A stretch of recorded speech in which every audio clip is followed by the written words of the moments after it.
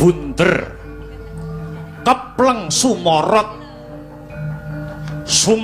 mangilak-ilak cahyane nrabas sakalir kang tinebah dadi ambyar mubyar tekate kenceng tan ana kang bisa ngalingi lan tan kinereh ing mobahing kahanan hanenggih Sang Bagaskara ngregancang mring awang-awang adoh papane nanging daya panase kagilo-gilo kawasa mrawasa saben makhluk mesti tunduk nglumpruk tanpa daya sunare srengenge sumelet mahanani hawa benter banter hangung taruntar temah bengawan kedung tok balumbang sami kasatan toya bumi rengko lemah nelo kekayon sami wuda merga entek godhonge garing blasah ing kisma saben-saben kang gumelar gampang kobar dening swasana gampang kobar dening uruping geni labet garing lan ringkiye ora ngemungake wreksa wisma wana nadyan jiwa manungsa uga gampang kebrongot kobong dening swasana panas baran buteng budine larang sabare gampang muringi kaya gegem mawa saenggon-enggon bisa mubal saben senggolan mletik malatu-latu merga ngendelke kasudirane ngendelke panguwasane ngendelke bandane lan ngendelke kondange kautaman lumpuh tepo slira rapuh rasa kamanungsan rubuh dupeh bisa muwus banjur omong sak gelem-gelem guneme manguwuh-uwuh rasa gething den pupuk saya wimbuh nyacat lan ngina sak pepadane tanpa rasa ewuh tumindak dursila pakarti candala ora mingkuh nadyan dudu darbeke mangan mung waton butuh sing demen gendak selingkuh mbuh ora weruh akeh wong adu-adu lan gampang didu mula padha tangga nganti ora wanuh sedulur dadi musuh anak karo wong tuwa munjung pisuh negara kisruh keh rerusuh saben nggon recuh padha bangsa srawunge lumuh akeh pengarep-arep ning ngarep aruh-aruh nanging jerone gedhen-gedhenan angkuh rebut panguwasa pupuh pinupuh tandarbe rasa trenyuh gamaning perang dudu mimis mriyem bedil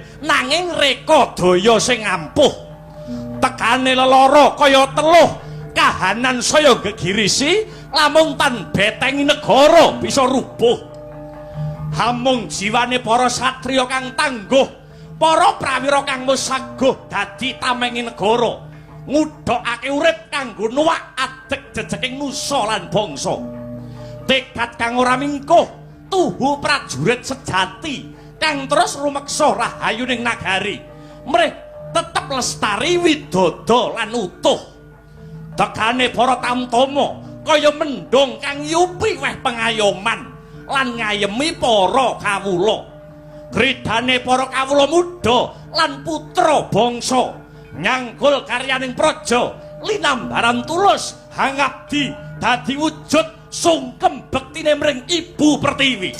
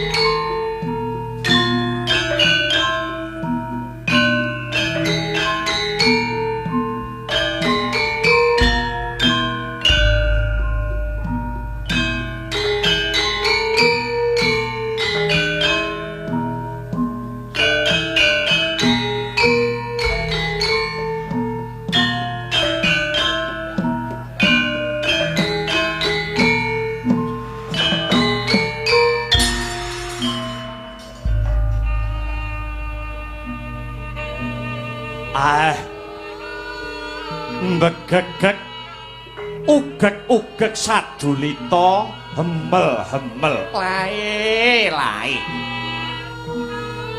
yen ora sisip sing dadi panduluku iki sajake Ratu Dwarawati Prabu Kresna sing gedhe pangapurane kepeksa aku ora basa karo panjenengan amarga iki mapan ana omah utawa sudungku kok sajak kucem sing dadi guayamu ana perkara apa Prabu Kresna? Oh Kakang Semar ya mung Kakang Semar kang bisa tak sambati Kakang Semar kang minangka dadi pamonging tanah Jawa lan aku Prabu Kresna kang anyalirani Bathara Wisnu dewaning katentreman pancene Kakang Ismaya lan Bathara Wisnu ndarbeni dharma utawa kewajiban kang kudu dilakoni retne jagat saiki wis ora tentrem kawula uripe padha ora ayem ingsun bakal mundhut katrangan Kakang kepiye murih prayogane Kiai apa maneh Tri Ari Kawuri utawa telung dina kepungkur panjenengan ingsun nyupena utawa ngimpi kalamun bumi Nuswantara iki ketaman banjir bandang kira-kira pangimpenku sing kaya mangkene mau mengku tegesing kepiye ya Kakang Semar?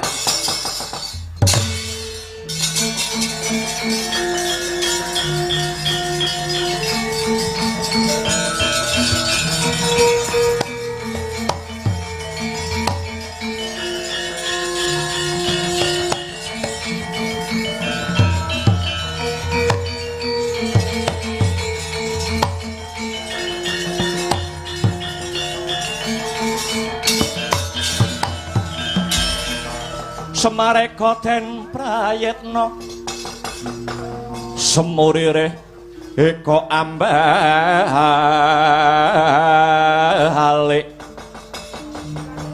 titiyani gandayani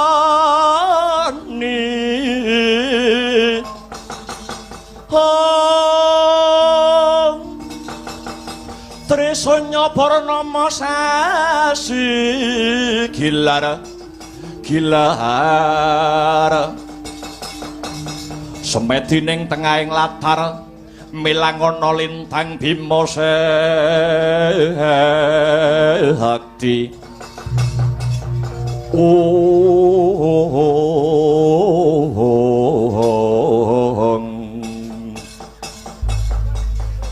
ya jagat Dewa Bathara ya jagat Pangestungkara Prabu Kresna nyupena utawa ngimpi lamun bumi Nuswantara ketrajang banjir bandang. Pancen bener kaya mangkono, Kakang. Ngene ya Prabu Kresna. Sadurunge aku mbabarake tegese pangimpenmu, Prabu Kresna bakal tak gancarake mula bukane manungsa mau bisa ngimpi. Gancare kepiye Kakang Semar? Mangkene. Biyen ratune dewa ing kayangan Suralaya kang bebisik Bathara Guru tumurun ing Madyapada. Ratune dewa kang tumurun ing Madyapada mau madeg ing negara Kapilawatu ajejuluk Sang Prabu Sri Maharaja Dewa Buddha. Ya Sang Prabu Sri Maharaja Dewa Buddha mau ratu kang kawiwitan ing jagat gumelar iki. Ya panjenengane mau sing ngripta pangimpen Kadara Dasih Prabu Kresna. Pangimpen Kadara Dasih iya. Tegese wong ngimpi Kadara Dasih kuwi tegese wengi ngimpi esuk kudu dinyatani. Lah banjur tah sakmu sing ngripta pangimpen Sakwise ngripta pangimpen Kadara Dasih, Bathara Guru ora kuat ngratoni janma manungsa ing Madyapada. Awit menungsa mau duwe karep dhewe-dhewe, duwe nepsu kang kadhangkala angel ditata. Gancare crita Bathara Guru jengkar saka Madyapada bali ing kahyangan banjur nimbali putra-putrane cacah 5. 1 Bathara Bayu, 2 Bathara Brama, 3 Bathara Sambo, 4 Bathara Kala, kang pungkasan ya kuwi Bathara Wisnu. Dewa 5 mau dikongkon supaya tumurun ing Madyapada ngratoni jagat gumelar. Ngratoni ing jagat wetan, jagat kulon, jagat kidul, jagat lor lan pancer tengah.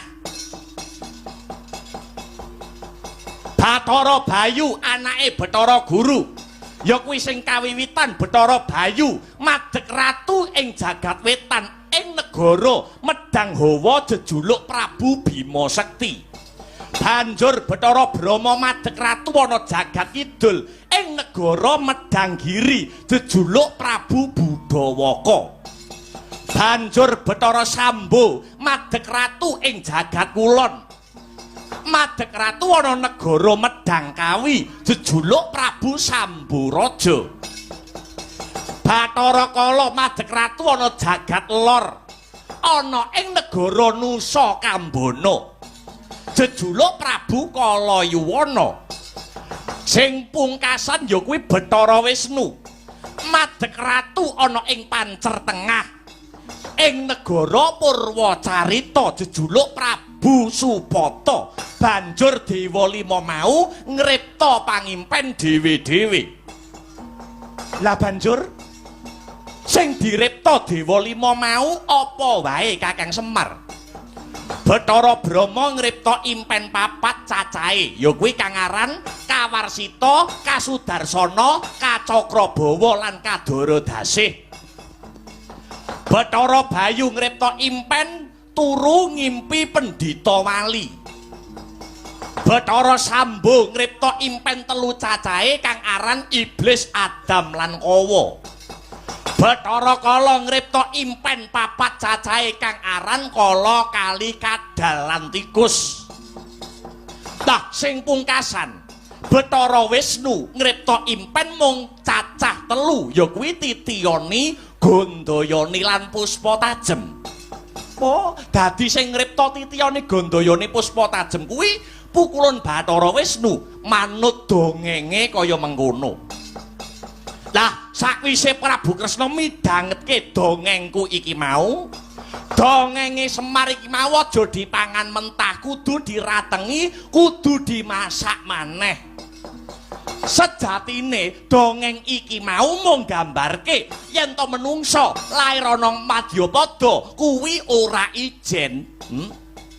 Ning menungsa lair ana jagat gumelar kuwi dikanthi anasir 4 perkara utawa dulur 4, ya kuwi anasir bumi, geni, banyu, angin sing sarinane sawengine ngancani sinuwun Prabu Kresna. Sedulur 4, 5 pancer mau piwulange para leluhur-leluhur biyen sing wajib dilestarekke Prabu Kresna. Mangkono Kakang Semar. Iya. Dadi saben menungsa kuwi ana sing ngancani ing jagat wetan, kulon, kidul lan lor. Pancer tengahe ya menungsa kuwi mau dhewe. Sing mapan ana jagat wetan kuwi anasir angin, dewane Bathara Bayu. Mulane Bathara Bayu dadi ratu ngratoni jagat wetan. Anasir angin lungguhe ana wetan, malaikate Jabarala. Warnane putih, dina pasarane legi. Mula tumrap wong Jawa, pasaran legi iki lungguhe ana wetan. Ya dina legi kuwi dina sing wiwitan. Merga wetan saka tembung wiwitan. Banjur sing ngreksa menungsa ana jagat kidul kuwi mau anasir geni. Dewane Bathara Brama, malaikate Makahala, warnane abang, dina pasarane paing. Mula paing lungguhe ana kidul. kuwi anasir geni. Lah sing mapan ana jagat kulon kuwi anasir banyu. Dewane Bathara Sambu malaikate Hasarapala wernane kuning dina pasarane pon. Wondene sing lungguh ana jagat lor kuwi anasir bumi. Dewane Bathara Kala, kala ki tegese wanci utawa wektu. Mula ubenge bumi ki gendeng wanci sing beda. Ana padang, ana peteng, ana rina, ana wengi. Mangkono sak panunggalane. Anasir bumi dewane Bathara Kala. Dewane utawa malaikate Hajarapala. Wernane ireng dina pasarane wage. Mula wage lungguhe ana lor. Ewadene sing pungkasan kang mapan ana pancer tengah. Ora ana liya kejaba mung Bathara Wisnu. Wisnu saka tembung wis manunggal. Wis manunggal cipta rasa budi lan karsane. Manunggal kawula lan Gustine. Mulane warnane manca-warna. Dina pasarane kliwon. Kliwon kuwi lungguhe ana tengah. Ki kena kanggo patokan-patokan jaman leluhur-leluhur biyen. Ana wong kok pasarane kliwon ki racake sok gampang entuk jodoh. Mergo manggone ning tengah. Karo legi cedhak, karo pon cedhak, karo paing, karo wage ya cedhak. Kliwon ki ning tengah. Tur adat saben wong wedok kok pasarane kliwon adate menangan. Kula niku pun pengalaman gandeng cah wedok nek pasarane kliwon ra gelem ngalah mesti.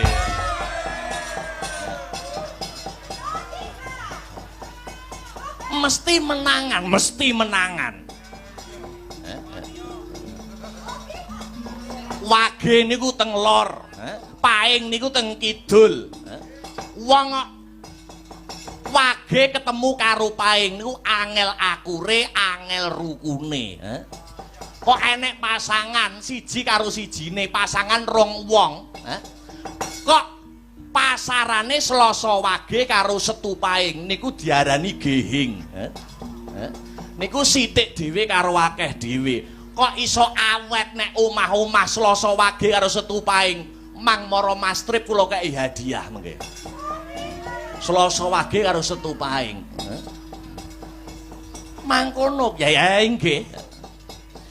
Balik babakan pangimpen nggih. Prabu Kresna ngimpi. Prabu Kresna ngimpi lamun Nuswantara ketrajang banjir bandang niku mratelake lamun jagat niki bakal nemahi prahara.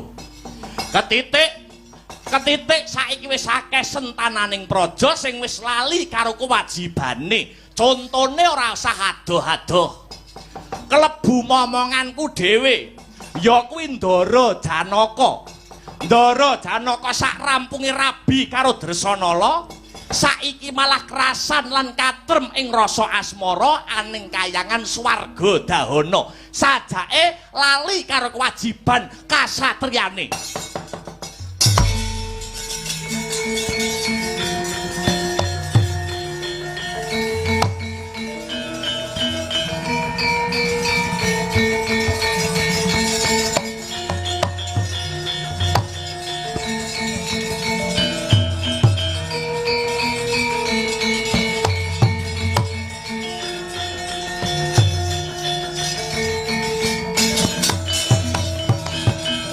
Nata Kresna ngandika Duh Yayi Prabu hayo sungkawing tias mulat solahe ngarinira Kakang Semar banjur aku kudu kepiye Kyai aku nampa wangsit mbok menawa ora suwe maneh jagat iki bakale padhang. Nanging kudu ngenteni timbule wiji sejati. Timbule wiji sejati. Iya. Tegese wiji sejati kuwi donya iki butuh bocah nom-noman kang bisa nentremke kahanan. nom-noman sing ora wedi kalah ning atine lembah manah. Butuh nom-noman sing ora neka-neka ning bisa ngrampungi perkara. Mula ayo padha sewang-sewangan laku. Ratu Ndwarawati Prabu Kresna tak aturi kondur ana negaramu Ndwarawati. Sampeyan openi rakyat sampeyan. Asung banyu wong kang kasatan menehi teken wong kang kalunyon. Lah banjur Kyai Semar arep menyang endi? Aku bakale ngangklang jagat. Mapak tibane wiji sejati. Mapak wijine satriya tanah Jawa. Kang besuke bisa nggawa katentremaning para kawula.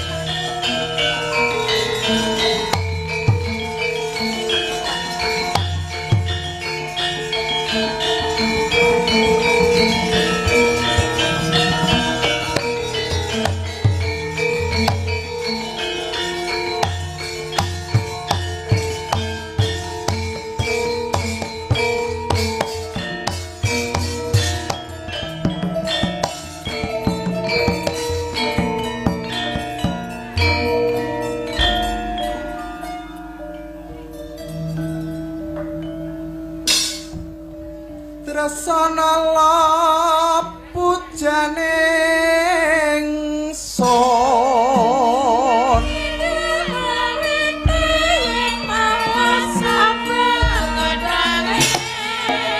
Purutana brangka mami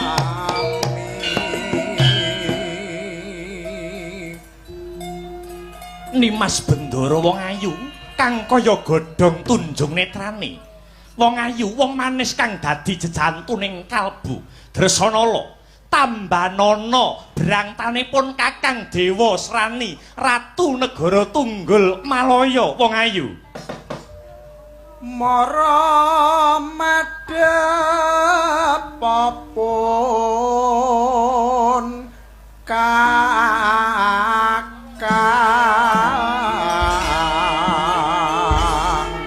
joga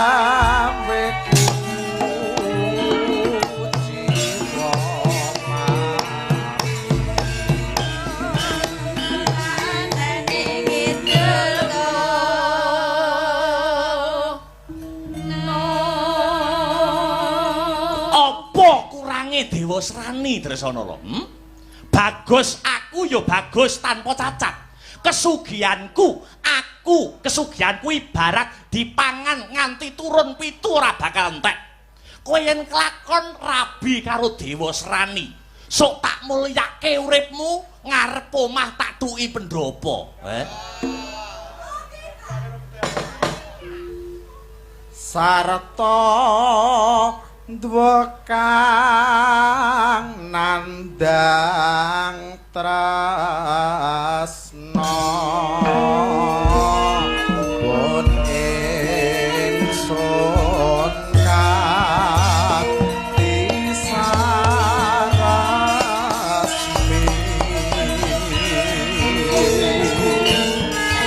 Dresanala, kowe arep nang endi sayu?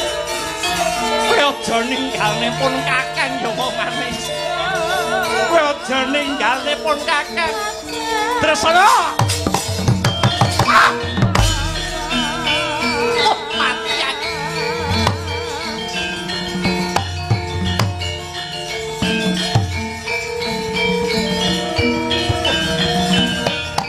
Oh, Kanjeng Ibu.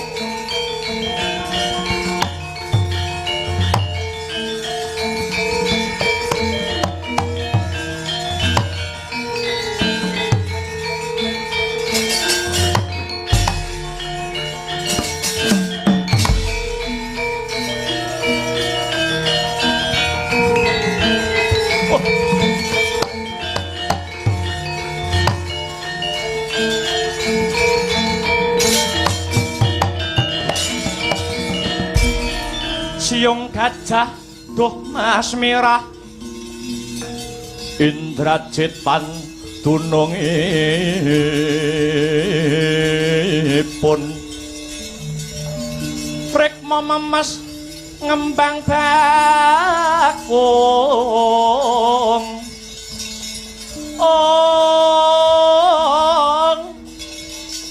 nyengkir gading ngrengga jaja jarweng ranu duh wong ayu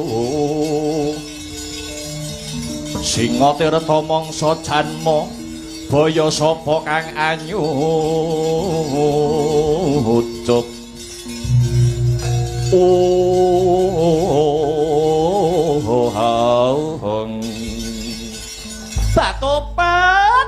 tobat anakku bocah bagus Dewa Srani entak sawang-sawang telung dina iki kowe kok katon gembel perkara kang ora enteng iki janjane apa sing kok pikir bocah bagus saka lekring wadana jaiting netra kang sarta tepunging wimba ana babakaning rasa kang kineker ana apa nggih Dewa Srani Maradhyage sambato menyang ibumu aku Bathari Durga Pangwasa ndandang mangure. Nuwun inggih Kanjeng Ibu. Pranyata leres dawuh jengandika Kanjeng Ibu Bathari Durga. Mbok bilih sak mangke wonten ingkang kula pikir, mbok bilih sak mangke wonten ingkang kula penggalih. Lah ya matura. Apa sing kok pikirake Dewa Srani? Mbok menawa ana reruwet ibu bisa ngudar yen ana pepeteng aku bisa madhangake Dewa Srani. Kowe iki wayahe mangan ora mangan, wayahe turu ora turu. Ya nganti awakmu mundak kuru. Sing kok pikir apa cah bagus nang Dewa Srani?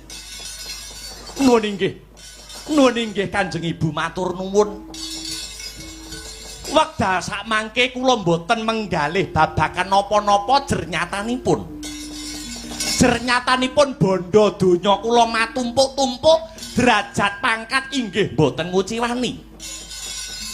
Namung emanipun dereng jangkep gesang kula. Bilih kula dereng gadah wanita sisian ingkang saged ndampingi gesangipun kula pun Dewa Srani Kanjeng Ibu. Tobat jagat Dewa Bathara ya jagat Pangestungkara arep rabi wae kok dadak bingung ki ngopo Dewa Srani kowe iki ora kurang sembarang kalirmu dasare kowe iki ya ratu sugih ratu kondang bondo ya pirang-pirang Wong wedok roh kuwi iki bebeki Dewa Srani, Mara diage cah wedok ngendi? Cah wedok ngendi jenenge sapa matura ibumu? Pun ibu kang saguh bakal nglamarke Dewa Srani, Kowe njaluk model cah wedok sing piye? Kowe njaluk cah wedok sing model kepiye? Ayo. Nudinga pun ibu sing bakal saguh nglamarke Dewa Srani. Kowe njaluk cah wedok model piye? Penting aja karo sinden kok geger neh lurahe ngelu kok.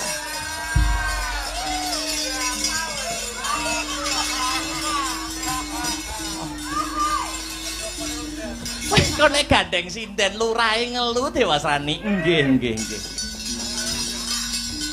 Bares kures bloko suta blak kutang terus terang. Ingkang kula gadang-gadang sajroning ati menika sanes wanodya limrah. Lho, lah banjur ingkang kula gadang-gadang wujudipun widodari Kanjeng Ibu Dewa Srani. Apa kowe lali? Bapakmu ki sapa? Bapakmu ki Panguwasa Tunggal Kayangan Suralaya Pukulan Bathara Guru. Nudinga wae Dewa Srani tartamtu keturutan napa sing kok kepinginake? Nggih. Mboten sanes ingkang saged nyenggol intining jejantung kula. Nun inggih punika widodari mijil saking Kayangan Swarga Dahana. Atmajanipun Pukulan Bathara Brahma. Nenggih pun Dresanala Kanjeng Ibu. Piye Balenono? Balenono!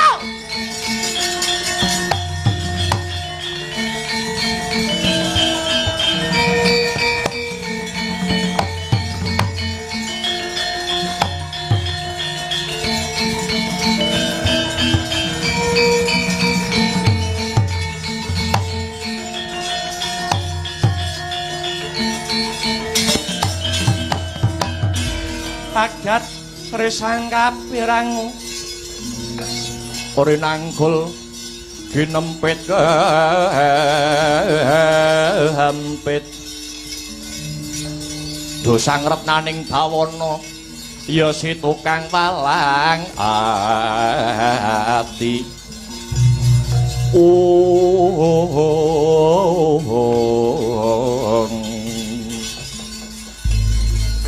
aja ngamur kowe Dewa Srani. Widodari kayangan ki akeh kenang apa kok kowe milih sing wis duwe bojo? Kenang apa kok kowe milih si Dresanala? Apa kowe ora kula pawarta adol pangrungu? Inggih kula sampun mangertos Kanjeng Ibu.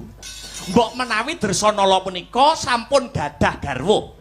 Nuwun inggih menika satriya panengahing Pandhawa kekasih Raden Janaka. Dene kowe ya mudeng, dene kowe ya ngerti, dene kowe ya paham Dewa Srani.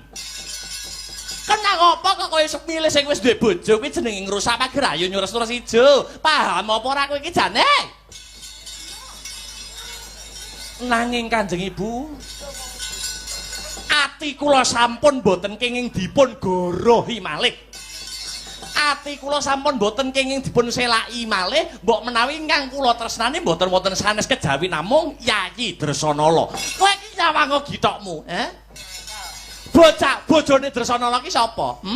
Panengah Pandhawa si Janaka. Ambak kowe iki ratu, ning kowe iki ratu cilik. Beda karo Janaka. Nadyanto Janaka kuwi satriya, nanging lelananging jagat lan curing Madyapada. Paham apa ora kowe iki? Boten Kanjeng Ibu, boten. Sampun bunder tekad kawula. Sampun golong manah kawula. Anggen kula tresnani lahir trusing batin kalian Yayi Dresanala. Malah kepara menawi kula boten kelakon sesandingan kalian Yayi Dresanala. Luwih becik kula entengaken pejah kawula. Aja Dewa Srani, aja.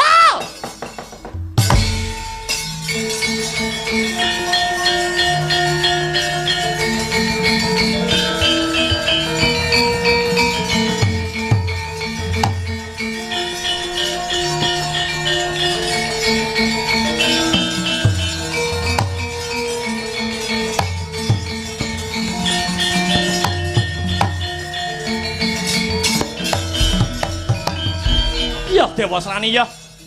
Ana tetembungan anak polah wong tuwa uga melu kepradah. Yen ngono pun ibu sing bakal budidaya sowan marang bapakmu Bathara Guru.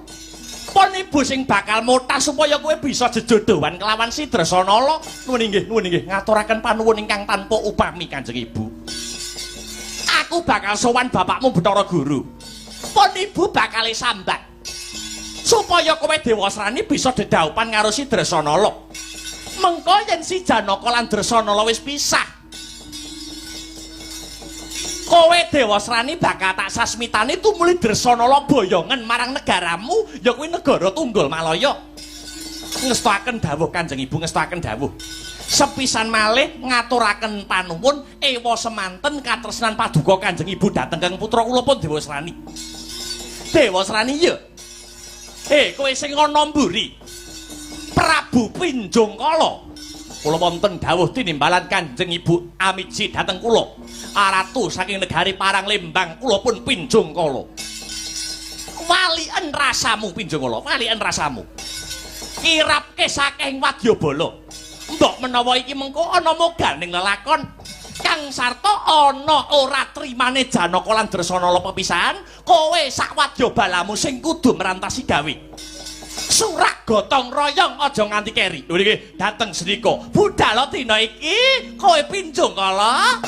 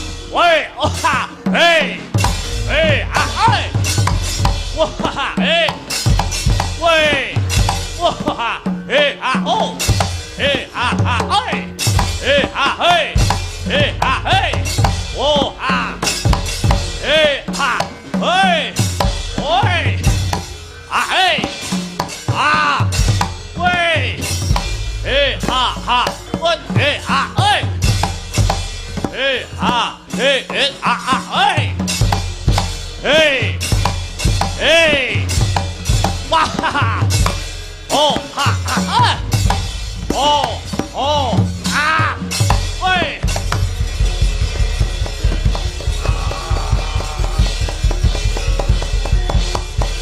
啊！啊！啊！嘿！啊！嘿！哎嘿！嘿！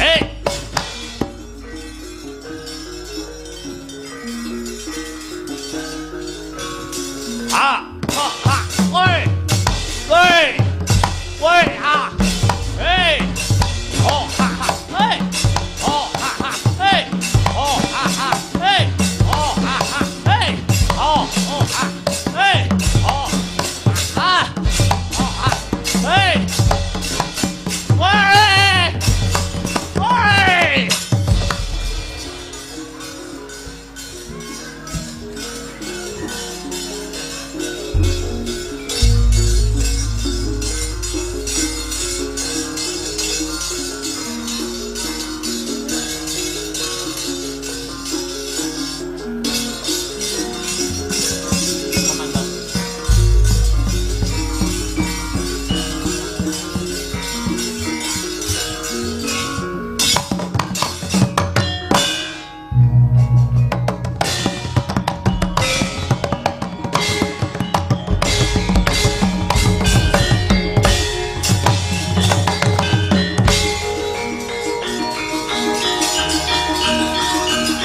！Say what home.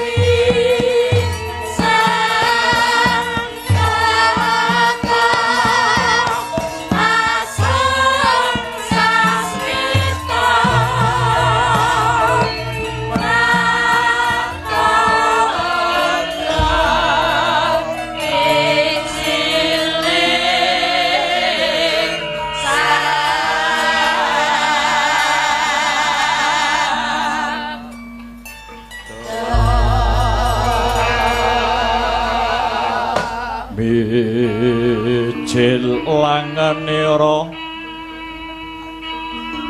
sang nahar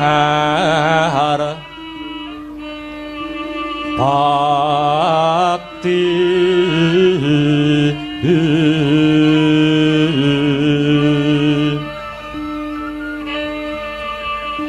lampah hira alon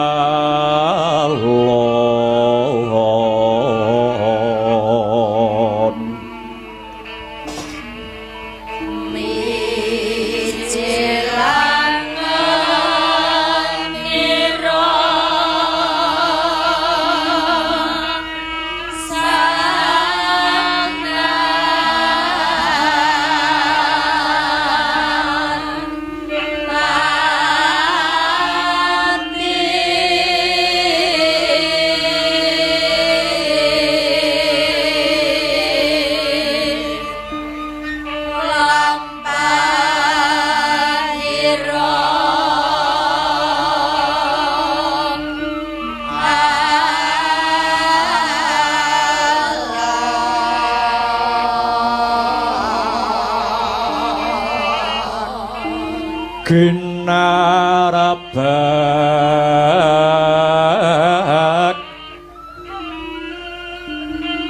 badaya yuwarna nira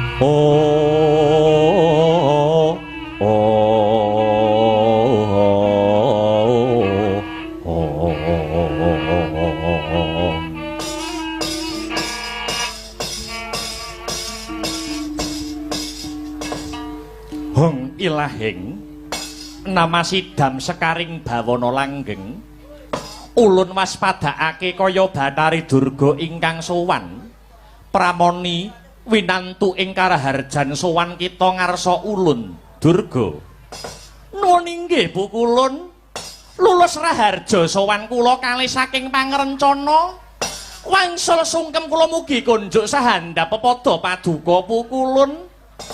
Iya pramoni sun tampa gawe lega tias ulun Durga sakwuse satata anggon kita ngadhep daya-daya ulun mundhut pirsa ana wigati apa dene kita sowan marang Jonggring Salaka pramoni nuwun inggih waleh-waleh menapa doh Bu Kulun sowan kula ing ngarsa paduka ingkang wigatos atur wuninga bilih kula tinangisan dening ingkang putra pun Dewasrani piyambakipun mutah nyuwun palakrama Bu Kulun.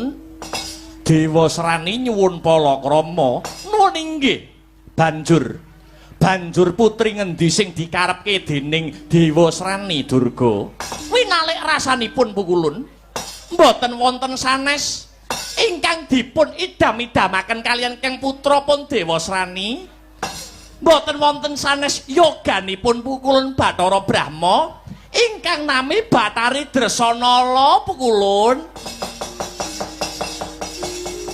Pramara reh manguswamya ngambrengeng kadikaronaning kaswasih ring marga Hamalatgung risang ganta wastrat maja leng-leng lalu manguladi Surya mangrangsang waya Surya mangrangsang waya umyus hamara waya hanto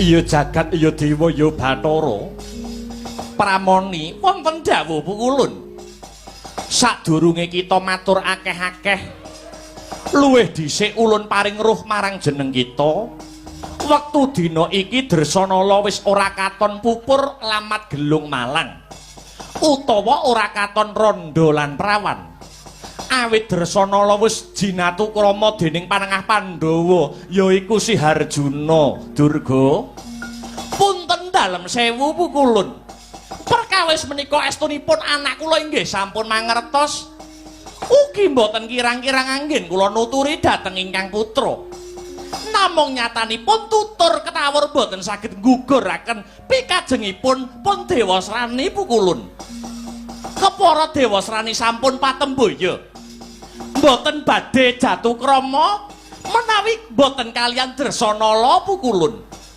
inggih labet saking pamotahipun pun Dewasrani putek raos ing manah kula paripaksa kula sowan wonten paduka pukulun duh pukulun kula namung borongaken wonten ngarsa paduka kados pundi murih kasembadaning sedya ingkang putra Dewasrani kala wau pukulun Durga wonten dawuh ewuhaya anggon ulun bakal minangkani sabab apa awit iku wanita wis ana sing mengku kepiye lan nganggo cara apa anggon ulun bakal minangkani panyuwun kita mau Durga pukulun menawi paduka lair batos anggenipun mikir dhateng ingkang putra kula kinten boten badhe sinung rekaos sabab menapa awet paduka menika tetungguling para dewa paduka ingkang menang asta pangwasa tunggal ing kayangan mriki kanthi wewenang paduka ingkang semanten kala wau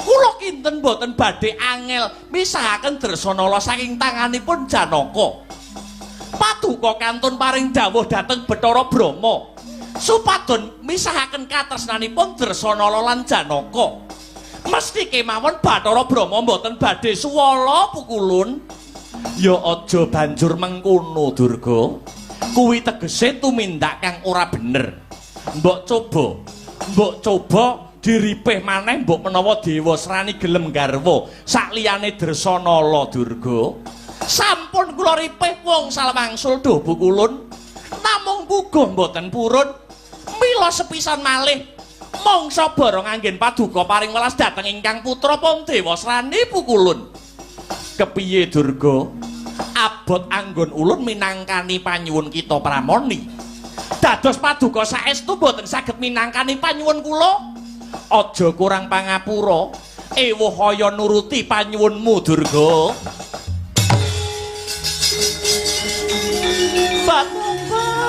tobat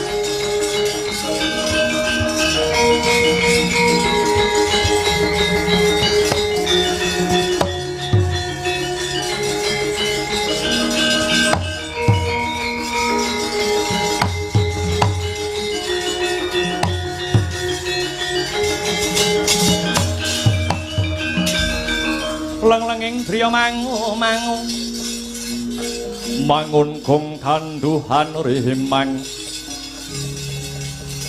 lir-lena tanpa kehanin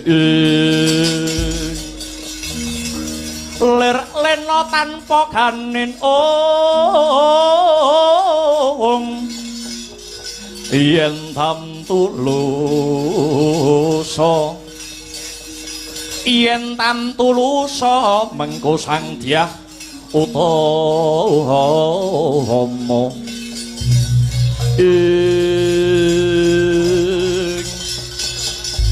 anakku ngger Dewa Srani wis dadi nasibmu wiwit lair nganti gedhe kowe ora tinunggon wong tuamu lanang bapakmu mung doyan angkane ning moh gupak kulute Dewa Srani kowe aja ngaya-wara ngaku anak ratu ning dewa mundhak tiwas kisinan dhewe kowe Dewa Srani bapakmu wis ngemohi karo kowe Dewa Srani wiwit kowe lair nganti saiki dadi ratu kowe durung tau ngrusuhi bapakmu lagi saiki duwe penjaluk lah kok dianggep abot titimbang Dawa Wirang awong tak pateni dhewe kowe Dewa Srani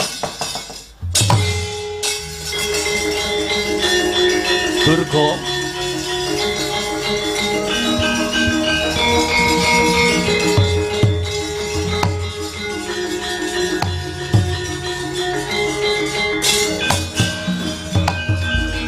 mengko dhisik sabar pramoni sabar Durga kula mara leremno dhisik rasamu aja daya-daya banjur tega karo anak ora tega iki gek ngarep apa panjenengan wis ora diakoni lah kok ora ditegake iki gek apa sing ora ngakoni Dewa Srani iki sapa lah nyatane ditangisi anak ora gelem nuruti yo ngerti yen kaya ngene biyen aku ra sudi dijak ngalor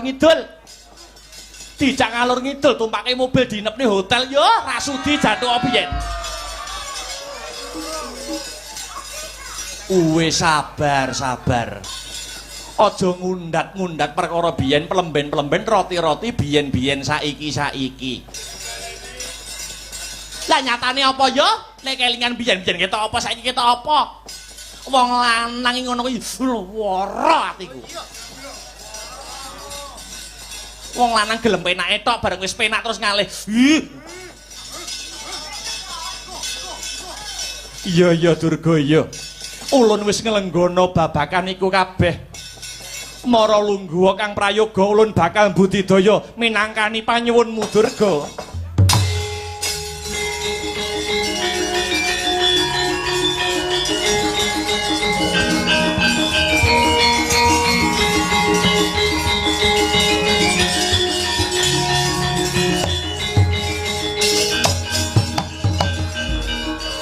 Nuwun saderengipun pukulun prasajan kemawon menawi ngantos batal panyuwun kula menawi paduka mboten nuruti ngrabekke Dewa Srani kaliyan Dresanala ya mesti kelakon wadi paduka kula ler pundi-pundi foto kula kaliyan jenengan badhe kula viralaken dhateng pundi-pundi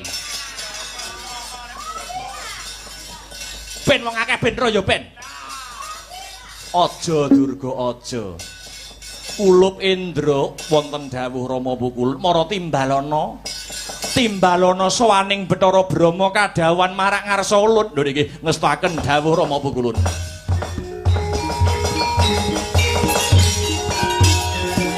Dewa sungkata marang soreng perang mutani arom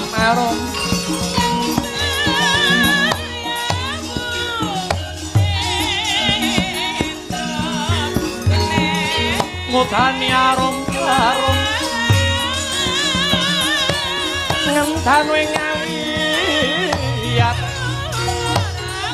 ngendanu ing awiyat oh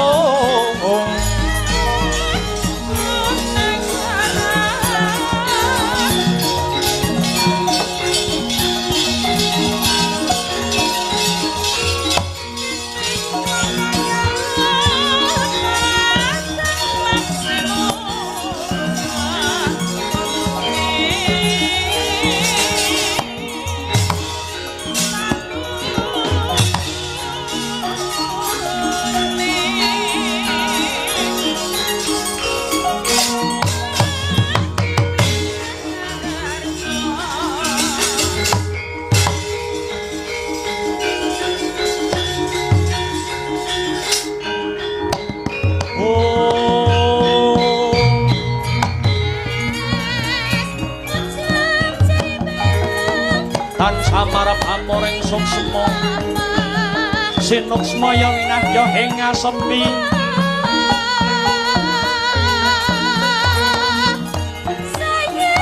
sinimpang kalenging kalbu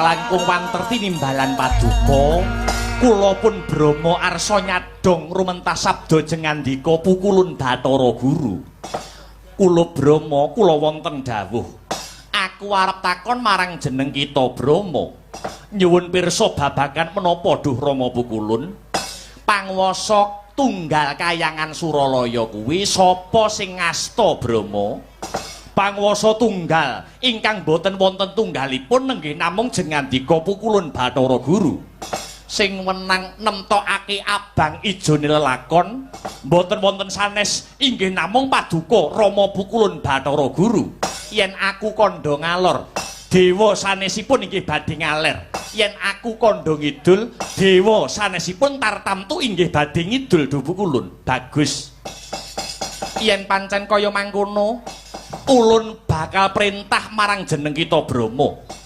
ripalungguhan iki maradhyage jeneng kita Brama baliya ana kayangan kita swarga dahana dina iki uga pegatna katresnane anakmu Dresanala lan Janaka Brama oh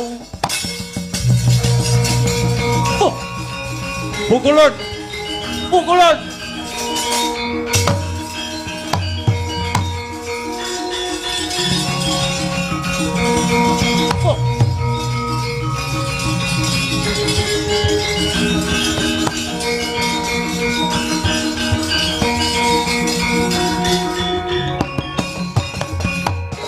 oh jagat Dewa Bathara kados sinamber gelap raos kula Pukulun kenging menapa paduka Pukulun ngendika mbok menawi kula kedah misah katresnane Janaka lawan Dresanala kamangka sak mangke Dresanala sampun ngandhut wujudipun jejabang bayi nyuwun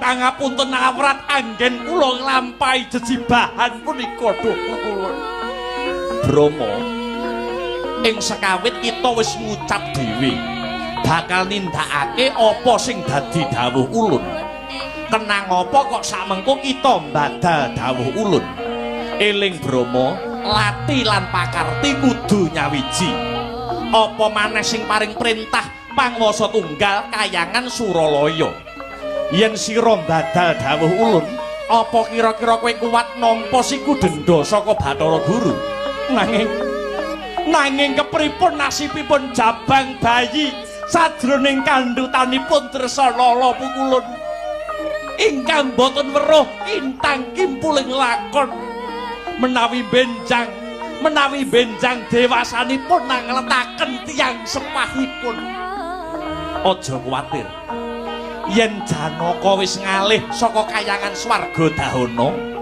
anakmu Dresanala bakal ulun rabekake marang putra ulun ya kuwi Dewa Srani nanging ora susah nganggo nanging budhalo dina iki Brama mati aku Dewa nyuwun ngapura Dewa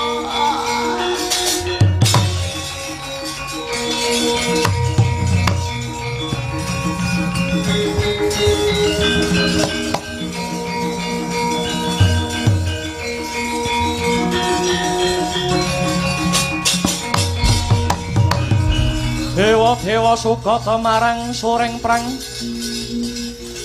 ngutani arum ngentanu ing awiyat ngentanu ing awiyat Narada ngepalani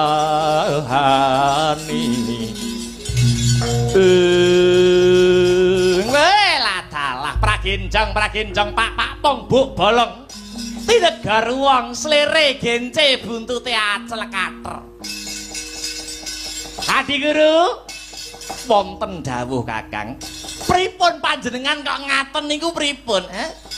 Menawi paduka badhe misah katresnane Janaka lan Dresanala ateges wonten paribasan idu dinilat malih. Janaka lan Dresanala dawuh menika awit saking perintah paduka.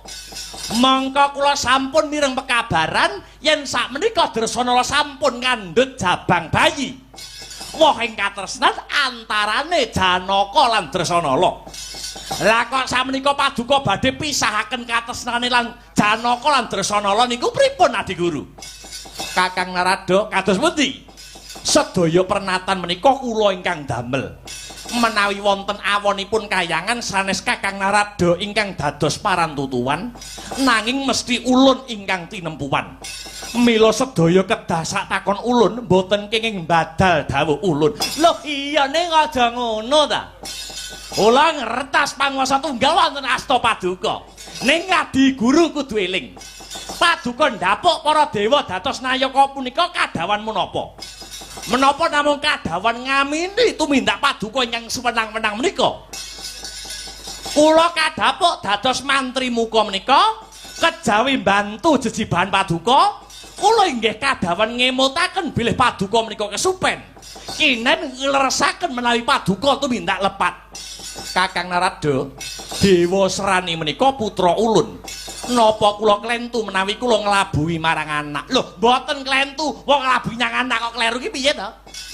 Lah kenging menapa Kakang Narada nyentulani pikajeng ulun?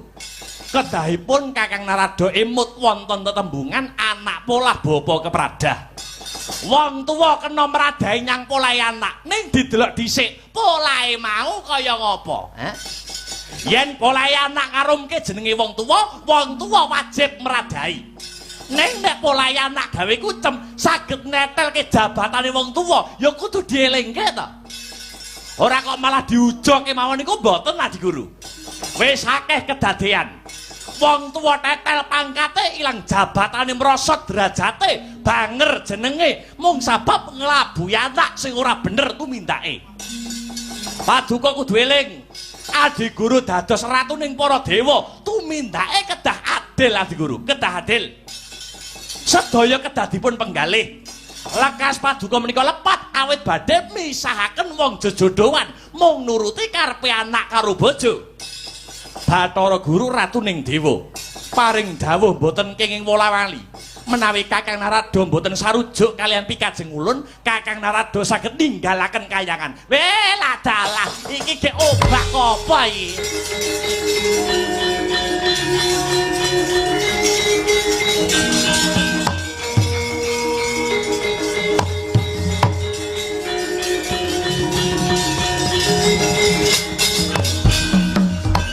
Kodhamon taplir kinetap duka yayasinipi Jojo bang mawi ngowinga wengis wedhot patoning adi Adi Guru hukum wonten alam donya niku wonten sekawan. Siji hukum adat, loro hukum kodrat, telu hukum negara, papat hukum karma utawi hukum dharma. Siji hukum adat, ana desa nganake syukuran syaratnya kudu mujuti sesaji ingkung kebo. Kena diseranani tuntut gedang disikili papat, diwenehi sungu. Niku pun muni kebo danyange ya ora kenyih. Niku nyang angka setunggal jenenge hukum adat. Hukum kodrat angka loro. Srengenge niku panasne kena diseranani gawe payung, gawe capil lan sak panunggalane. Kaping 3 hukum negara niki nggih kena disiasati. Watone duwe-duwit akeh, hukum niku kena dienggak-enggokke. Nanging sing pungkasan hukum karma utawi hukum dharma. Niku hukume tumindak. Sapa nandur bakal ngunduh, utang bakal nyaur, sing nganggo bakal sing gawe bakal nganggo. Ing atase aku mung rekoso, mikir beteke mung mikirake lah kok ngetokke siuhe dupeh lagi dadi pangwasa. Pangwasa kinarya gada Narada pun mboten gumun Adi Guru. Narada pun mboten gumun. Nunggak waru Narada ora melu-melu.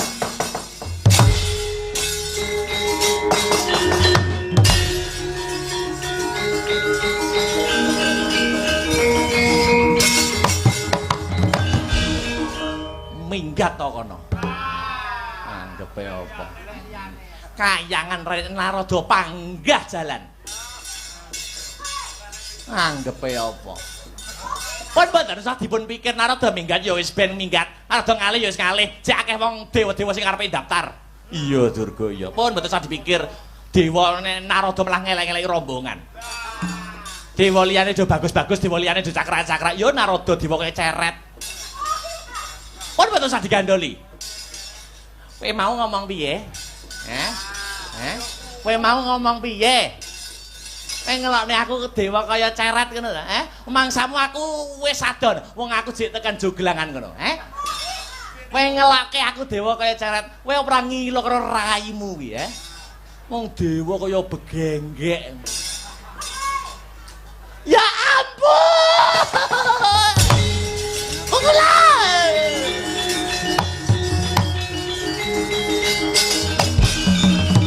Pukulan kula dilane kaya genggek pukulun. Lah nyatane ngono tenan apa ora? Nggih. Lah iya.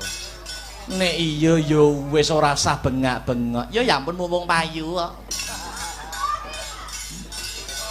Matur nuwun nggih pukulun Paduka sampun minangkani pamundhut kula ya ampun Paduka nek pun nuruti karepe anak karo bojo saya mundak suwe kok saya mundak bagus saya mundak suwe kok saya mundak ganteng ya ampun.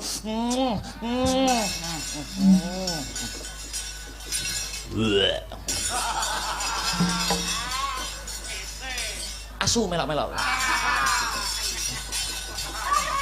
Durga kula ten dawuh. Kepiye sak banjure? Ngaten pukulun. Kula tetep boten percaya kalian tingkah lakune Brama. Apa pancen bener-bener Brama tega megatne katresnane, medhot katresnane anake Dresana kalian Janaka. Lah banjur karepmu? Kula badhe tututi Bathara Brama. Kula dombani saking kadowan mangkono. Nuwun nggih.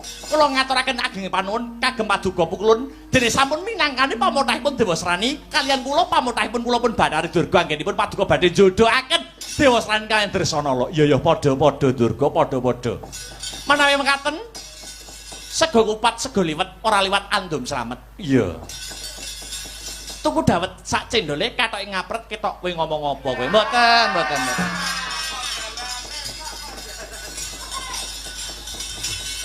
Kula pamit kanthi jiwaning sinatriya.